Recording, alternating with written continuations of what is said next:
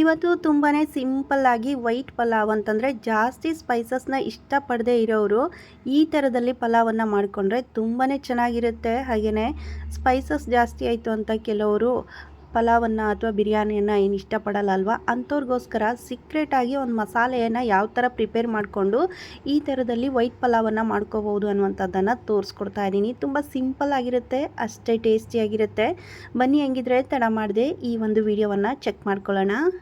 June 20 ನಂತರ ನಮ್ಮಲ್ಲೂ ಕೂಡ ನಿಧಾನವಾಗಿ ಮಳೆ ಶುರುವಾಗಿದೆ. ಇವಾಗ ಇಲ್ಲಿವರೆಗೂ ಬಿಸಿಲಿತ್ತಲ್ವ, ಹಾಗಾಗಿ ಸೆಕೆ ಕೂಡ ಇತ್ತು. ಇವಾಗ ಪವರ್ ಕಟ್ ಬೇರೆ, ಬೆಳಗ್ಗೆನೇ ಏನಾದರೂ ಮಾಡೋಣ ಅಂತಂದರೆ ಪವರ್ ಇರಲ್ಲ.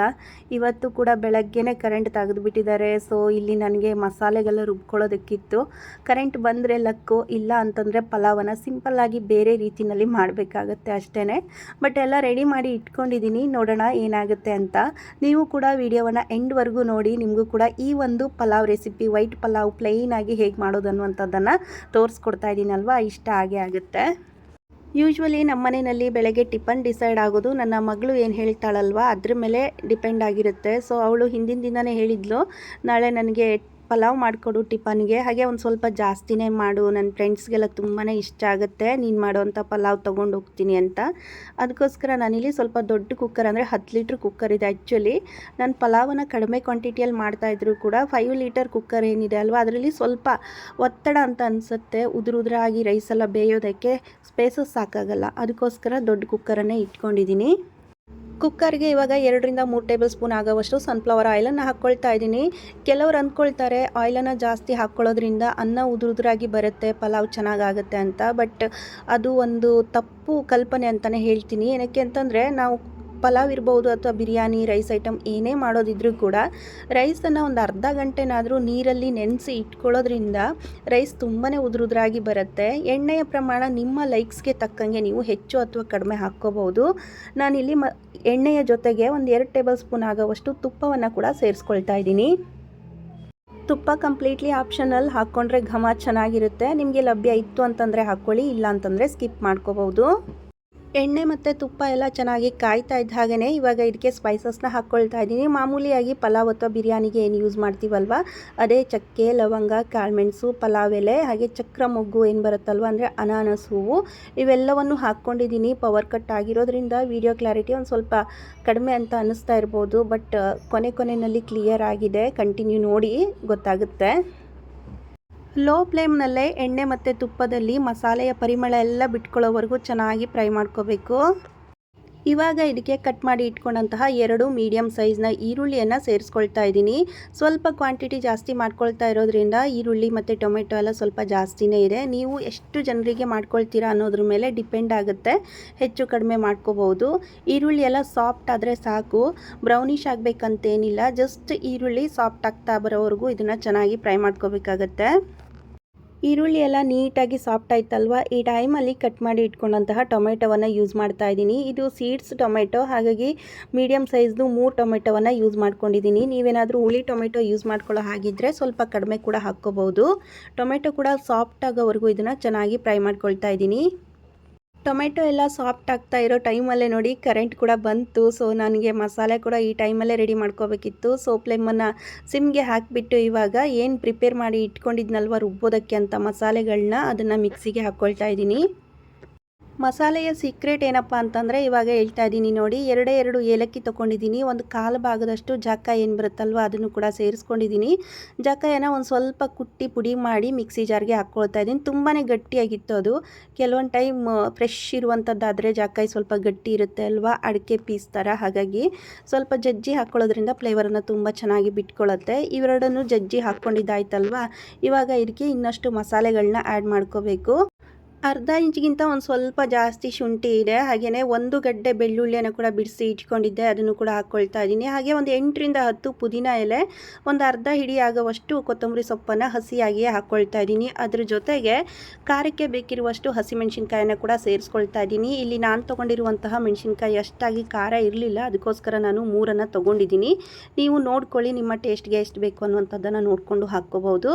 ಅದ್ರ ಜೊತೆಗೆ ಸೀಕ್ರೆಟ್ ಏನಪ್ಪ ಅಂತಂದರೆ ಒಂದು ಸ್ವಲ್ಪ ಕಸೂರಿ ಮೇಥಿಯನ್ನು ಇದಕ್ಕೆ ಆ್ಯಡ್ ಮಾಡ್ಕೋಬೇಕು ಮಸಾಲೆಯನ್ನು ರುಬ್ಕೊಳ್ಳೋವಾಗ.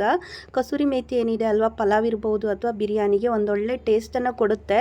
ಅದನ್ನು ಕೂಡ ಸೇರಿಸ್ಕೊಂಡು ರುಬ್ಕೊಂಡ್ರೆ ಸಖತ್ತಾಗಿರುವಂತಹ ವೈಟ್ ಪಲಾವ್ ರೆಡಿ ಆಗುತ್ತೆ. ನೀರನ್ನು ಹಾಕ್ಕೊಳ್ಳದೆ ತರಿಯಾಗಿ ರುಬ್ಬಿ ತೊಗೊಂಡಿದ್ದೀನಿ. ಶುಂಠಿ ಬೆಳ್ಳುಳ್ಳಿ ಪೇಸ್ಟನ್ನು ರುಬ್ಕೊಳ್ಳೋವಾಗ ಯಾವುದೇ ಕಾರಣಕ್ಕೂ ನೀರನ್ನು ಆ್ಯಡ್ ಮಾಡ್ಕೋಬಾರ್ದು. ಈ ಕಡೆಯಲ್ಲಿ ಟೊಮೆಟೊ ಮತ್ತು ಈರುಳ್ಳಿ ಕೂಡ ಸಖತ್ತಾಗಿ ಸಾಫ್ಟ್ ಆಗಿದೆ. ಇವಾಗ ರುಬ್ಬಿ ಇಟ್ಕೊಂಡಿದ್ನಲ್ವ ಆ ಮಸಾಲೆಯನ್ನು ಇದಕ್ಕೆ ಆ್ಯಡ್ ಮಾಡ್ಕೊಳ್ತಾ ಇದ್ದೀನಿ. ಮೇನ್ ಹೇಳಿದ್ನಲ್ವ, ಇಲ್ಲಿ ಯಾವುದೇ ರೀತಿಯಾದಂತಹ ಮಸಾಲ ಪುಡಿಯನ್ನೆಲ್ಲ ಯೂಸ್ ಮಾಡ್ಕೊಳ್ತಾ ಇಲ್ಲ. ಇದಕ್ಕೆ ಟೇಸ್ಟ್ ಕೊಡುವಂಥದ್ದೇ ಈ ಒಂದು ಮಸಾಲೆ. ಇವಾಗ ನಾನೇನು ರುಬ್ಕೊಂಡಿದ್ದೀನಲ್ವ ಆ ಮಸಾಲೆನಲ್ಲೇ ಈ ಪಲಾವ್ ತುಂಬಾ ಸಖತ್ತಾಗಿ ಬರುತ್ತೆ. ಇದಕ್ಕಿಂತ ಜಾಸ್ತಿ ಏನು ಮಸಾಲೆ ಬೇಕು ಅಂತಿರಲ್ಲ. ಕೆಲವರಿಗೆಲ್ಲ ಇಷ್ಟ ಆಗಲ್ಲಲ್ವ, ಹೆವಿ ಮಸಾಲೆ ಇತ್ತು ಅಂತಂದರೆ ಪಲಾವು ಅಥವಾ ಬಿರಿಯಾನಿಯನ್ನೆಲ್ಲ ತಿನ್ನೋದಕ್ಕೆ ಇಷ್ಟಪಡಲ್ಲ. ಅಂಥವ್ರಿಗೆ ಈ ಥರದಲ್ಲಿ ಮಾಡಿಕೊಡಿ, ಸಖತ್ತಾಗಿರುತ್ತೆ. ಹಾಗೆ ಮೈಲ್ಡ್ ಆಗಿರುತ್ತೆ ಅಲ್ವಾ, ಚಿಕ್ಕ ಮಕ್ಕಳು ಕೂಡ ಇಷ್ಟಪಟ್ಟು ತಿಂತಾರೆ. ಮಸಾಲೆಯಲ್ಲಿರೋ ಹಸಿ ವಾಸನೆ ಎಲ್ಲ ಹೋಗಬೇಕು, ಅಲ್ಲಿವರೆಗೂ ಇದನ್ನು ಸಣ್ಣ ಉರಿಯಲ್ಲಿ ಈ ರೀತಿ ಫ್ರೈ ಮಾಡ್ಕೊಂಡಿದ್ದಾದ ನಂತರ ಕಟ್ ಮಾಡಿ ಇಟ್ಕೊಂಡಂತಹ ವೆಜಿಟೇಬಲ್ಸ್ನ ಇದಕ್ಕೆ ಆ್ಯಡ್ ಮಾಡ್ಕೊಳ್ತಾ ಇದ್ದೀನಿ. ನಿಮಗೆ ಇಷ್ಟ ಇರುವಂತಹ ಯಾವುದೇ ತರಕಾರಿಗಳನ್ನ ಕೂಡ ನೀವು ಇದಕ್ಕೆ ಆ್ಯಡ್ ಮಾಡ್ಕೋಬೋದು. ನಾನಿಲ್ಲಿ ಕ್ಯಾರೆಟು, ಬೀನ್ಸು, ನೌಕೋಲು ಹಾಗೆಯೇ ಒಂದು ಸ್ವಲ್ಪ ಕ್ಯಾಪ್ಸಿಕಮ್ಮು, ಆಲೂಗಡ್ಡೆಯನ್ನು ಹಾಕ್ಕೊಂಡಿದ್ದೀನಿ. ಇವೆಲ್ಲವನ್ನು ಒಟ್ಟಿಗೆ ಕಟ್ ಮಾಡಿ ಒಂದೇ ತಟ್ಟೆಯಲ್ಲಿ ಇಟ್ಕೊಂಡಿದ್ದೆ. ಎಲ್ಲವನ್ನು ಒಟ್ಟಿಗೆ ಹಾಕ್ಕೊಳ್ತಾ ಇದ್ದೀನಿ. ಇವಾಗ ಚೆನ್ನಾಗಿ ಮಿಕ್ಸ್ ಆಗಬೇಕು. ಇವು ಕೂಡ ಸ್ವಲ್ಪ ಫ್ರೈ ಆದರೆ ಸಾಕು. ಕುಕ್ಕರ್ನಲ್ಲಿ ಮಾಡ್ತಾ ಇರೋದ್ರಿಂದ ಮತ್ತು ನಾವು ವಿಜಲನ್ನು ಹಾಕ್ಸ್ಕೊಳ್ತೀವಲ್ವ, ಹಾಗಾಗಿ ಸಾಫ್ಟಾಗಿ ಬೆಂದ್ಬಿಡುತ್ತೆ. ಒಂದು ಸ್ವಲ್ಪ ಫ್ರೈ ಆಗ್ತಿದ್ದ ಹಾಗೆಯೇ ಇದಕ್ಕೆ ಇನ್ನೂ ಒಂದು ಸ್ವಲ್ಪ ತರಕಾರಿಗಳನ್ನ ಆ್ಯಡ್ ಮಾಡ್ಕೊಳ್ತಾ ಇದ್ದೀನಿ. ನನ್ನ ಮಗಳಿಗೆ ಪನ್ನೀರ್ ಅಂದರೆ ತುಂಬಾ ಇಷ್ಟ. ಅದರಲ್ಲೂ ಪಲಾವಲ್ಲೆಲ್ಲ ಮಧ್ಯೆ ಮಧ್ಯೆ ಸಿಗ್ತಾ ಇದ್ದರೆ ಸಖತ್ ಇಷ್ಟಪಟ್ಟು ತಿಂತಾಳೆ. ಅದಕ್ಕೋಸ್ಕರ ಒಂದು ಸ್ವಲ್ಪ ಕ್ಯೂಬ್ಸನ್ನು ಎಣ್ಣೆಯಲ್ಲಿ ಫ್ರೈ ಮಾಡಿ ಹಾಕು. ಉಪ್ಪು ಖಾರ ಜಾಸ್ತಿ ಏನು ಬೇಡ, ಜಸ್ಟ್ ಅದದ್ದು ಕ್ರಿಸ್ಪಿ ಲೇಯರ್ ಬರೋವರೆಗೂ ಫ್ರೈ ಮಾಡಿ ಹಾಕು ಅಂತ ಹೇಳಿದ್ಲು. ಅದಕ್ಕೋಸ್ಕರ ಒಂದು 8ರಿಂದ 10 ಪನ್ನೀರ್ ಕ್ಯೂಬ್ಸನ್ನು ಈ ಥರ ಎಣ್ಣೆಯಲ್ಲಿ ಫ್ರೈ ಮಾಡ್ಕೊಳ್ತಾ ಇದ್ದೀನಿ. ಮೇಲ್ಗಡೆ ಲೇಯರ್ ಏನಿದೆ ಅಲ್ವಾ, ಸ್ವಲ್ಪ ಕ್ರಿಸ್ಪಿ ಆದರೆ ಸಾಕು, ಒಳಗಡೆಯಿಂದ ಸಾಫ್ಟಾಗಿಯೇ ಇರುತ್ತೆ. ವೆಜಿಟೇಬಲ್ಸ್ ಎಲ್ಲ ಒಂದು ಸ್ವಲ್ಪ ಫ್ರೈ ಆಗ್ತಿದ್ದ ಹಾಗೆಯೇ ನೋಡಿ ಒಂದೊಳ್ಳೆ ಘಮ ಬರ್ತಾ ಇರುತ್ತೆ. ಈ ಟೈಮಲ್ಲಿ ನೆನೆಸಿ ಇಟ್ಕೊಂಡಂತಹ ಹಸಿರು ಬಟಾಣಿಗಳನ್ನ ಹಾಕ್ಕೊಳ್ತಾ ಇದ್ದೀನಿ. ಬಟಾಣಿಗಳು ಹಾಕ್ಕೊಳ್ಳೋದ್ರಿಂದ ಪಲಾವ್ ಸಖತ್ತಾಗಿರುತ್ತೆ. ನೀವು ಕೆಲವೊಂದು ತರಕಾರಿಗಳನ್ನ ಇದರಲ್ಲಿ ಸ್ಕಿಪ್ ಮಾಡಿಬಿಟ್ಟು ಬೇರೆ ತರಕಾರಿಗಳನ್ನ ಕೂಡ ಆ್ಯಡ್ ಮಾಡ್ಕೋಬೋದು. ನಿಮ್ಗೆ ಯಾವ್ದು ಇಷ್ಟ ಬರುತ್ತೋ ಆ ತರಕಾರಿಗಳನ್ನ ಹಾಕ್ಕೊಂಡು ಈ ಒಂದು ಪಲಾವನ್ನು ರೆಡಿ ಮಾಡ್ಕೋಬೋದು. ವೆಜಿಟೇಬಲ್ಸ್ ಅಥವಾ ಕಾಳುಗಳನ್ನ ಹಾಕಿದ ನಂತರ ತುಂಬ ಹೊತ್ತು ಏನು ನಾನು ಇದನ್ನು ಫ್ರೈ ಮಾಡ್ತಾ ಇಲ್ಲ. ಪಲಾವಲ್ಲಿ ಸ್ವಲ್ಪ ಕ್ರಂಚಿ ಆಗಿದ್ದರೆ ಚೆನ್ನಾಗಿ ಅನಿಸುತ್ತೆ. ವೆಜಿಟೇಬಲ್ಸ್ ಎಲ್ಲ ತೀರಾನೇ ಸಾಫ್ಟಾಗಿ ಬೆಂದು ಕರಗಿ ಹೋದರೆ ಪಲಾವಲ್ಲಿ ತಿನ್ನೋದಕ್ಕೆ ಅಷ್ಟು ಚೆನ್ನಾಗಿ ಅನಿಸಲ್ಲ. ಈ ಬಿಸಿಬೇಳೆ ಭಾತ್ಗೆಲ್ಲ ಕರಗದಷ್ಟು ಚೆನ್ನಾಗಿರುತ್ತೆ. ಬಟ್ ಪಲಾವ್ ಏನಿದೆ ಅಲ್ವಾ, ತರಕಾರಿಗಳು ಮಧ್ಯೆ ಮಧ್ಯೆ ಒಂದು ಸ್ವಲ್ಪ ಕ್ರಂಚಿಯಾಗಿ ಸಿಗ್ತಾ ಇದ್ರೇ ಚೆನ್ನಾಗಿ ಅನಿಸುತ್ತೆ. ಈ ಟೈಮಲ್ಲೇ ತರಕಾರಿಗೆ ಅವಶ್ಯಕತೆ ಇರುವಷ್ಟು ಉಪ್ಪನ್ನು ಕೂಡ ಸೇರಿಸ್ಕೊಳ್ತಾ ಇದ್ದೀನಿ. ಇಲ್ಲಿ ಯಾವುದೇ ರೀತಿಯಾದಂತಹ ಮಸಾಲ ಪುಡಿ ಇರಬಹುದು, ಗರಂ ಮಸಾಲ ಅಥವಾ ಅರಿಶಿನದ ಪುಡಿಯನ್ನು ಕೂಡ ನಾನಿಲ್ಲಿ ಆ್ಯಡ್ ಮಾಡ್ಕೊಂಡಿಲ್ಲ. ನೀವು ಬೇಕಿದ್ರೆ ಚಿಟಿಕೆಯಷ್ಟು ಅರಿಶಿನದ ಪುಡಿಯನ್ನು ಹಾಕ್ಕೋಬಹುದು, ಬಟ್ ಕಲರ್ ತುಂಬಾ ಡಿಫ್ರೆನ್ಸ್ ಆಗುತ್ತೆ.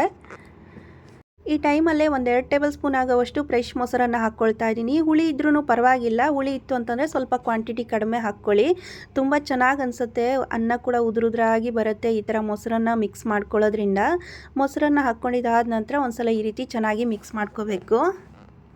ಇವುಗಳ ಜೊತೆಗೆ ಒಂದು ಸ್ವಲ್ಪ ಬೇಬಿ ಕಾರ್ನನ್ನು ಕೂಡ ಹಾಕ್ಕೊಂಡಿದ್ದೆ. ಆ ವಿಡಿಯೋ ಕ್ಲಿಪ್ಪಿಂಗ್ ಮಿಸ್ ಆಗಿದೆ, ಅದನ್ನು ಕೂಡ ಚೆನ್ನಾಗಿ ಫ್ರೈ ಮಾಡ್ಕೊಂಡಿದ್ದಾದ ನಂತರ ಅಕ್ಕಿಯನ್ನು ಎಷ್ಟು ತೊಗೊಂಡಿರ್ತೀನಲ್ವ ಅದರ ಡಬಲ್ ಅಂತಂದರೆ 1 ಗ್ಲಾಸ್ ಅಕ್ಕಿಗೆ 2 ಗ್ಲಾಸ್ನಷ್ಟು ನೀರಿನಂತೆ ಅಳತೆ ಮಾಡಿ ಇಟ್ಕೊಂಡಿದ್ದೆ. ಸೊ ಅವೆಲ್ಲ ನೀರನ್ನು ಇವಾಗ ಕುಕ್ಕರ್ಗೆ ಹಾಕ್ಕೊಂಡು ಚೆನ್ನಾಗಿ ಮಿಕ್ಸ್ ಮಾಡ್ಕೊಳ್ತಾ ಇದ್ದೀನಿ. ಉಪ್ಪು ಖಾರ ಎಲ್ಲವನ್ನೂ ಹಾಕ್ಕೊಂಡಿದ್ದಾಗಿದೆ ಅಲ್ವಾ, ಕರೆಕ್ಟಾಗಿರುವಂತಹ ಹದ ಇದೆಯಾ ಅಂತ ಇವಾಗ ಚೆಕ್ ಮಾಡಿಕೊಂಡು ಸ್ವಲ್ಪ ಉಪ್ಪು ಅಥವಾ ಖಾರ ಬೇಕು ಅಂತಂದರೆ ನೀವು ಹಸಿಮೆಣಸಿನ್ಕಾಯಿ ಮತ್ತು ಒಂದು ಸ್ವಲ್ಪ ಉಪ್ಪನ್ನು ಕೂಡ ಈ ಟೈಮಲ್ಲೇ ಆ್ಯಡ್ ಮಾಡ್ಕೋಬಹುದು.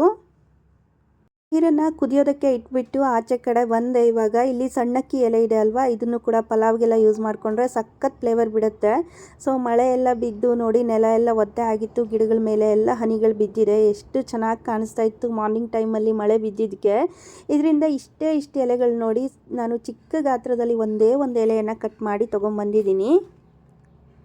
ಇದನ್ನು ಕೂಡ ಕುದೀತಾ ಇರುವಂತಹ ನೀರಲ್ಲಿ 2 ಭಾಗ ಮಾಡಿ ಸೇರಿಸ್ಕೊಳ್ತಾ ಇದ್ದೀನಿ. ಸಖತ್ತಾಗಿರುವಂತಹ ಫ್ಲೇವರನ್ನು ಬಿಡುತ್ತೆ. ನಿಮಗೆ ಲಭ್ಯ ಇತ್ತು ಅಂತಂದರೆ ಹಾಕ್ಕೊಳ್ಳಿ, ಇಲ್ಲ ಅಂತಂದ್ರೂ ನಡೆಯುತ್ತೆ. ಈ ಜಾಕಾಯಿ, ಏಲಕ್ಕಿ ಮತ್ತು ಕೊತ್ತಂಬರಿ ಸೊಪ್ಪು, ಪುದೀನ ಎಲ್ಲ ಏನು ರುಬ್ಕೊಂಡಿದ್ವಲ್ಲ ಆ ಒಂದು ಮಸಾಲೆಯಲ್ಲೇ ಸಖತ್ ಫ್ಲೇವರ್ ಆಗಿರುವಂತಹ ಪಲಾವ್ ರೆಡಿ ಆಗುತ್ತೆ.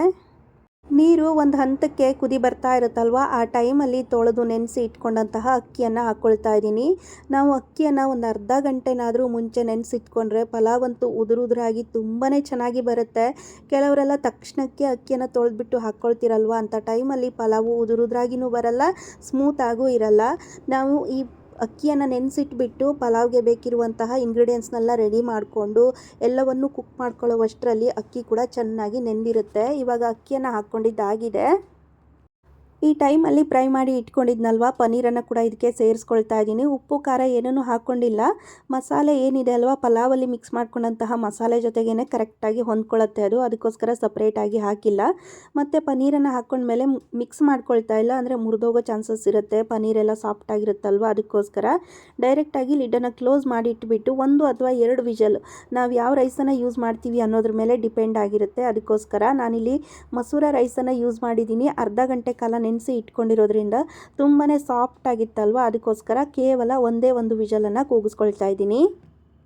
ಕುಕ್ಕರೆಲ್ಲ ಕಂಪ್ಲೀಟಾಗಿ ತಣ್ಣಗಾದ ನಂತರ ಓಪನ್ ಮಾಡ್ತಾ ಇದ್ದೀನಿ. ನೋಡಿ ಎಷ್ಟು ಸಖತ್ತಾಗಿ ಕಾಣಿಸ್ತಾ ಇದೆ ಅಂತ. ಪ್ಲೈನ್ ಆಗಿರುವಂತಹ ಪಲಾವ್ ಮಧ್ಯೆ ಮಧ್ಯೆ ವೆಜಿಟೇಬಲ್ಸ್ಗಳ ಕಲರ್ ಏನಿದೆ ಅಲ್ವಾ ತುಂಬಾ ಸಖತ್ತಾಗಿ ಕಾಣಿಸ್ತಾ ಇದೆ.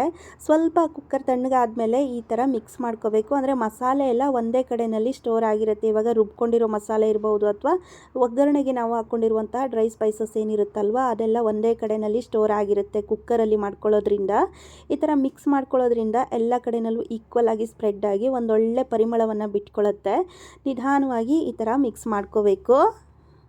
ಫ್ಲೇವರ್ಫುಲ್ ಆಗಿರುವಂತಹ ಪಲಾವ್ ರೆಡಿ ಆಗುತ್ತೆ. ಮಕ್ಕಳ ಲಂಚ್ ಬಾಕ್ಸ್ ಇರ್ಬೋದು ಅಥವಾ ಬೆಳಗಿನ ಟಿಫನ್ನು ಅಥವಾ ಮಧ್ಯಾಹ್ನದ ಊಟ ಎಲ್ಲದಕ್ಕೂ ಕೂಡ ಇದನ್ನು ನಾವು ಸರ್ವ್ ಮಾಡ್ಕೋಬಹುದು. ಚಿಕ್ಕ ಮಕ್ಕಳಿಗೆ ಹೇಳಿದ್ನಲ್ವ ಸಖತ್ ಅಂದರೆ ಸಖತ್ ಇಷ್ಟ ಆಗುತ್ತೆ. ನಮ್ಮ ಮನೆಯಲ್ಲಿ ಯಾವಾಗಲೇ ನಾನು ಪಲಾವ್ ಮಾಡಿದ್ರೂ ಕೂಡ ಅವತ್ತಿನ ದಿನ ನನ್ನ ಮಗಳು ಬಾಕ್ಸ್ಗೆ ಹಾಕ್ಕೊಂಡು ಹೋಗ್ತಾಳೆ. ಮಿಡ್ ಡೇ ಮೀಲ್ಸ್ ಅಂತ ಸ್ಕೂಲಲ್ಲಿ ಕಾನ್ಸೆಪ್ಟ್ ಇದ್ದರೂ ಕೂಡ ರೈಸ್ ಐಟಮ್ಸನ್ನು ಮಾಡಿದಾಗ ಅವಳಿಗೆ ಮತ್ತು ಅವಳ ಫ್ರೆಂಡ್ಸ್ಗೋಸ್ಕರ ಅಂತ ಬಾಕ್ಸ್ಗೆ ಹಾಕ್ಕೊಂಡು ಹೋಗು ತಿಂತಾನೆ ಇರ್ತಾಳೆ. ಹಾಗೆ ಬರೋವಾಗ ಒಳ್ಳೆ ರಿವ್ಯೂ ಕೂಡ ಇರುತ್ತೆ, ಸಖತ್ತಾಗಿ ಇತ್ತು ಅಂತ ಅಮ್ಮನಿಗೆ ಥ್ಯಾಂಕ್ಸ್ ಹೇಳು ಅಂತೆಲ್ಲ ಅವಳ ಫ್ರೆಂಡ್ಸ್ ಎಲ್ಲ ಹೇಳಿ ಕಳಿಸ್ತಾರಲ್ವ. ನನಗಂತೂ ನಿಜವಾಗ್ಲೂ ತುಂಬ ಖುಷಿ ಅಂತ ಅನಿಸುತ್ತೆ ಮಕ್ಕಳು ಇಷ್ಟಪಟ್ಟು ತಿಂದಾಗ. ಸ್ವಲ್ಪ ಕೂಡ ಮುದ್ದೆ ಆಗ್ದಂಗೆ ಎಷ್ಟು ಚೆನ್ನಾಗಿ ಬಂದಿದೆ ಅಲ್ವಾ. ಎಲ್ಲೂ ಕೂಡ ನಾವು ಮಸಾಲೆಯನ್ನೇ ಯೂಸ್ ಮಾಡಿಲ್ಲ. ಪ್ಯಾಕೆಟ್ ಮಸಾಲೆ ಇರಬಹುದು ಅಥವಾ ಹೋಮ್ ಮೇಡ್ ಮಸಾಲೆಗಳನ್ನೂ ಕೂಡ ಇದಕ್ಕೆ ಯೂಸ್ ಮಾಡ್ಕೊಂಡಿಲ್ಲ ಅಲ್ವಾ. ತುಂಬಾ ಹೆಲ್ದಿಯಾಗಿರುವಂಥದ್ದು. ಈಗ ತರಕಾರಿಗಳನ್ನ ನಾವು ಸಾರಲ್ಲೆಲ್ಲ ಯೂಸ್ ಮಾಡಿಕೊಂಡು ಮಕ್ಕಳಿಗೆ ತಿನ್ನಿ ಅಂತಂದರೆ ಅಷ್ಟು ಇಷ್ಟಪಟ್ಟು ತಿನ್ನಲ್ಲ. ಈ ಥರ ಮಸಾಲೆಗಳ ಜೊತೆಗೆ ರೈಸ್ ಜೊತೆಯಲ್ಲಿ ಮಿಕ್ಸ್ ಮಾಡಿಕೊಟ್ರೆ ಇಷ್ಟಪಟ್ಟು ತಿನ್ನುವಂತಹ ಮಕ್ಕಳಿಗೆ ಮನೆಯಲ್ಲಿ ಈ ಥರ ನೀವು ಮಾಡಿಕೊಟ್ರೆ ಯಾರು ತಾನೇ ಬೇಡ ಅಂತ ಹೇಳ್ತಾರೆ ಹೇಳಿ. ಅದರಲ್ಲೂ ಈ ಚಳಿಗೆ ಮಳೆ ಬೀಳ್ತಾ ಇರುತ್ತಲ್ವ, ಇಂಥ ಟೈಮಲ್ಲಿ ಬೆಳಗ್ಗೆನೇ ಈ ಥರ ಹೆಲ್ದಿಯಾಗಿರುವಂತಹ ಪಲಾವನ್ನು ಮಾಡಿಕೊಟ್ರೆ ಎಲ್ರಿಗೂ ಇಷ್ಟ ಆಗೇ ಆಗುತ್ತೆ. ಪಲಾವ್ ಜೊತೆಗೆ ನೀವು ಬೇಕು ಅಂತಂದರೆ ರಾಯ್ತ ಕೂಡ ಸರ್ವ್ ಮಾಡ್ಕೋಬೋದು. ನಾನಿಲ್ಲಿ ಮೊಸರಿಗೆ ಒಂದು ಸ್ವಲ್ಪ ಈರುಳ್ಳಿ, ಕೊತ್ತಂಬರಿ ಸೊಪ್ಪು, ಸೌತೆಕಾಯಿ, ಒಂದು ಸ್ವಲ್ಪ ಹಸಿಮೆಣಸನ್ನು ಕಟ್ ಮಾಡಿ ಹಾಕ್ಕೊಂಡಿದ್ದೆ. ಬೇಬಿ ಕಾರ್ನ್ ಜೊತೆಗೆ ನೋಡಿ ಸಖತ್ತಾಗಿರುವಂತಹ ಟೇಸ್ಟನ್ನು ಕೊಡುತ್ತೆ. ಉದುರುದ್ರ ಆಗಿರುವಂತಹ ಅನ್ನ, ಪಕ್ಕದಲ್ಲೇ ಮೊಸರು ರಾಯ್ತ, ಇಷ್ಟು ಫ್ಲೇವರ್ಫುಲ್ ಆಗಿರುವಂತಹ ಪಲಾವನ್ನು ನೋಡಿ ನಮ್ಮ ಮನೆಯಲ್ಲಿ ಎಲ್ಲರೂ ಕೂಡ ಹಾಕ್ಕೊಂಡು ತಿಂದು ಬಾಕ್ಸ್ಗೂ ಹಾಕ್ಕೊಂಡು, ಅದರಲ್ಲಿ ನಮ್ಮ ಅತ್ತಿಗೆನೂ ಕೂಡ ಬಂದಿದ್ದರು. ನಿನ್ನೆ ಯಾವುದೋ ಪ್ರೋಗ್ರಾಮ್ಗೆ ಬಂದವರು ನಮ್ಮ ಮನೆಯಲ್ಲೇ ಸ್ಟೇ ಆಗಿದ್ದರು. ಅವರು ತಿಂದ್ಕೊಂಡು ಒಂದು ಸ್ವಲ್ಪ ಬಾಕ್ಸ್ಗೂ ಕೂಡ ಹಾಕ್ಕೊಂಡು ಹೋದರು. ಸಖತ್ ಖುಷಿ ಅನ್ನಿಸ್ತು. ಎಲ್ಲರೂ ಕೂಡ ನಿಜ ಹೇಳ್ಬೇಕಂದ್ರೆ ಪಲಾವ್ ನಾನು ಮಧ್ಯಾಹ್ನ ಊಟಕ್ಕೂ ಆಗುತ್ತೆ, ಹೇಗೂ ಒಬ್ಬಳೇ ಇರ್ತೀನಲ್ವ ಮನೆಯಲ್ಲಿ ಅಂತ ಮಾಡ್ಕೊಂಡಿದ್ದೆ. ಬಟ್ ಮಧ್ಯಾಹ್ನ ಊಟಕ್ಕೆ ಏನೂ ಇರಲಿಲ್ಲ. ಎಲ್ಲರೂ ಇಷ್ಟಪಟ್ಟು ತಿಂದು ಬೆಳಗ್ಗೆ ಟಿಫನ್ಗೆ ಖಾಲಿ ಆಗಿಬಿಡ್ತು. ಅಷ್ಟು ಸಖತ್ತಾಗಿ ಬಂದಿತ್ತು. ನೀವು ಕೂಡ ಕಡಿಮೆ ಮಸಾಲೆಯನ್ನು ಯೂಸ್ ಮಾಡಿಕೊಂಡು ಹೆಲ್ದಿಯಾಗಿ ಈ ಥರ ಏನಾದರೂ ಮಾಡ್ಕೋಬೇಕು ಅನ್ನುವಂತಹ ಪ್ಲ್ಯಾನಲ್ಲಿದ್ದರೆ ಖಂಡಿತ ಈ ರೆಸಿಪಿಯನ್ನು ಮಿಸ್ ಮಾಡಿಕೊಳ್ಳದೆ ಇದೇ ರೀತಿ ಮಾಡಿ ನೋಡಿ, ನಿಮಗೂ ಕೂಡ ಇಷ್ಟ ಆಗೇ ಆಗುತ್ತೆ. ಇಂಥದ್ದೇ ಹೆಲ್ದಿ ರೆಸಿಪಿ ಜೊತೆಗೆ ಮತ್ತೆ ಭೇಟಿ ಆಗ್ತೀನಿ. ಯಾರೆಲ್ಲ ಹೊಸದಾಗಿ ನನ್ನ ವಿಡಿಯೋವನ್ನು ನೋಡ್ತಾ ಇದ್ದೀರೋ ಚಾನೆಲನ್ನು ಸಬ್ಸ್ಕ್ರೈಬ್ ಮಾಡಿಕೊಂಡು ಸಪೋರ್ಟ್ ಮಾಡಿ. Thank you. Bye bye.